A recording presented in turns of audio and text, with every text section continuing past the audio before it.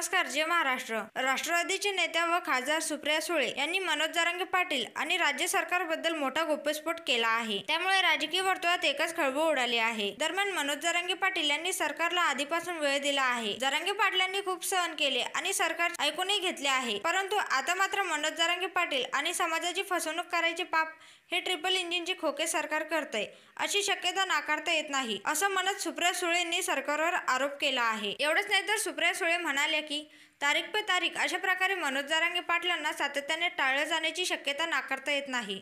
देवेंद्र फडणवीस विरोधी पक्षनेते असतानाचे विधान पाहिले. जेव्हा एखादी गोष्ट करायची नसती तेव्हा तारीख पे तारीख नाही तर कमिटी आणि रिपोर्ट करायचे. हा फडणवीसांचा व्हिडिओ माझ्याकडे आहे, तुम्हाला हवा असेल तर देते, असं म्हणत सुप्रिया सुळे यांनी सरकारच्या भूमिकेवर प्रश्नचिन्ह उपस्थित केले आहे.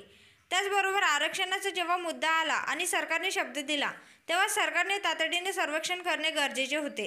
आता काहीतरी धावपळ करून जे काही करतायत ते दुर्दैव आहे. मराठा, धनगर, लिंगायत, मुस्लिम समाजाला न्याय मिळाला पाहिजे. त्यामुळे कुठलाही चुकीचा रिपोर्ट देऊन यावर अन्याय होऊ नये.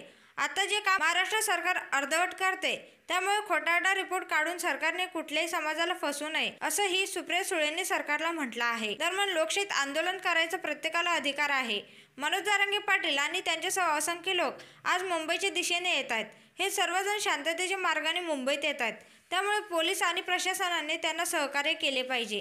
जे लोक मुंबईत येत आहेत त्या सर्वांचे स्वागत केले पाहिजे. या आंदोलकांना ज्या काही सुविधा लागतील त्या प्रशासनाने सरकारने त्यांना पुरवल्या पाहिजेत, कारण ही लोकशाही आहे, असं विधान खासदार सुप्रिया सुळे यांनी केले आहे. त्यामुळे राजकीय वर्तुळात एकच खळबळ उडाली असून राज्य सरकार आंदोलनाबाबत काय निर्णय घेतं हे पाहणं महत्त्वाचं ठरणार आहे.